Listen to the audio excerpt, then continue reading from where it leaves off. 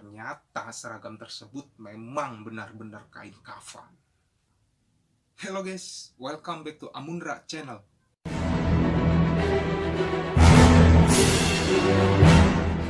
Ya, gimana kabar kalian? Semoga sehat selalu ya. Oke, kali ini gue akan mencoba menceritakan sebuah cerita horor yang gue dapat dari teman gue pada tahun 2012. Bahwa ada sebuah pabrik kosong di kawasan Jakarta Utara, tepatnya di KBN Cakung. Jadi pabrik kosong ini memakan seorang korban.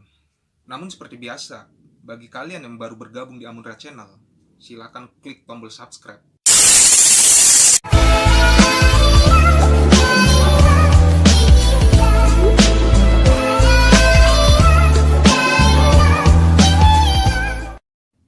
Cerita ini terjadi pada seorang gadis remaja, sebut saja namanya Rika. Ia menjadi salah satu korban dari pabrik kosong yang ada di Jakarta Utara. Ceritanya bermula ketika Rika yang mencoba peruntungannya untuk mendapatkan sebuah pekerjaan. Suatu hari, Rika yang seorang diri yang membawa surat lamaran kerja mencoba menelusuri wilayah kawasan tersebut demi mendapatkan sebuah pekerjaan. Sampai ia tiba di lokasi pabrik tersebut. Rika bersama pelamar-pelamar kerja lainnya, Rika pun menyerahkan surat lamaran tersebut dan menunggu giliran untuk interview. Dari sekian banyaknya pelamar kerja, termasuk Rika, ternyata hanya satu yang diterima untuk bekerja di pabrik tersebut, yaitu Rika. Rika pun diperintahkan untuk mulai bekerja esok hari. Jelas Rika sangat senang mendengar kabar ini. Akhirnya ia pun kembali ke rumah dan memberikan kabar baik ini kepada keluarganya. Keesokan harinya, Rika pun bersiap-siap untuk bekerja. Sesampainya di tempat bekerja, Rika pun sangat terkesan dengan suasana pabrik tersebut, karena ia melihat suasana yang begitu rapih dan bersih dari pabrik itu.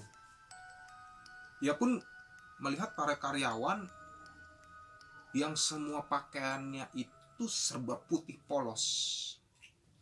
Pada saat jam kerja, Rika mencoba untuk berbaur kepada karyawan-karyawan di sekitar. Namun para karyawan tersebut tidak menanggapi etikat baik dari Rika.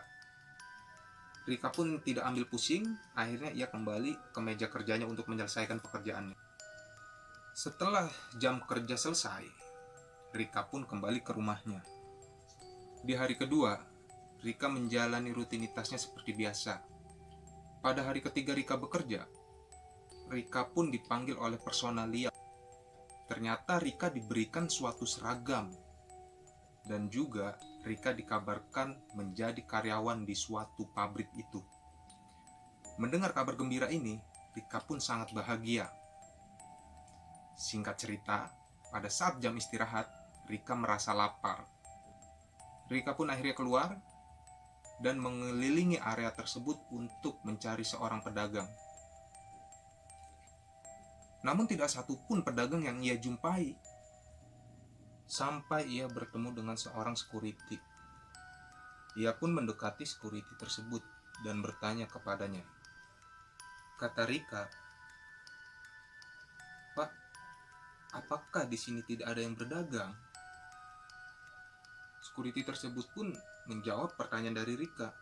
"Oh iya mbak, di sini tidak ada yang berdagang." "Memangnya mbak dari mana?" jawab security tersebut. Rika pun dengan yakinnya menjawab, "Saya bekerja di pabrik sebelah pak." Security tersebut yang sudah bekerja lama tentunya mengetahui seluk-beluk lokasi tersebut. Dia merasa heran. Segera security menjawab, "Mbak jangan bercanda.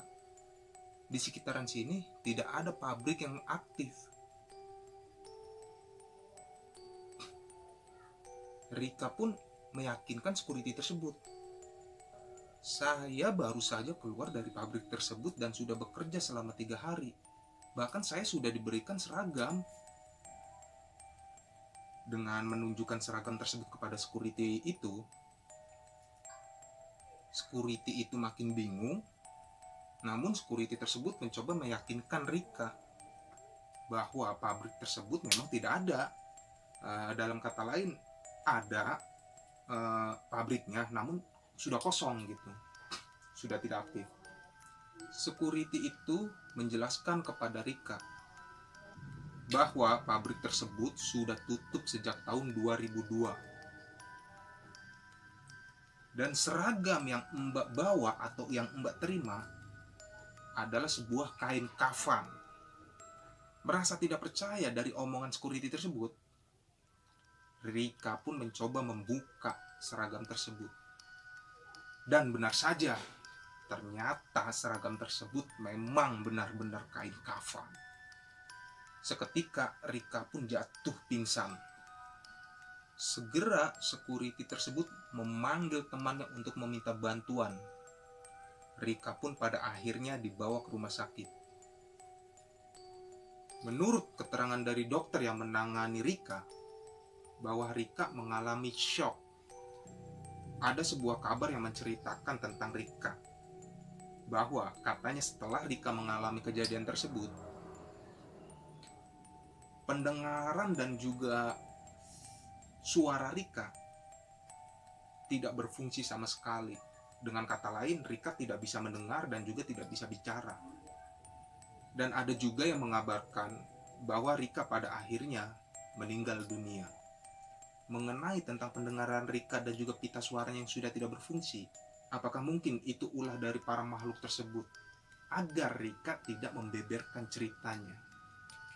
Oke, itu tadi cerita horor kita kali ini. Buat kalian yang memiliki kisah horor dan ingin berbagi kepada kami, silakan tulis pada kolom komentar.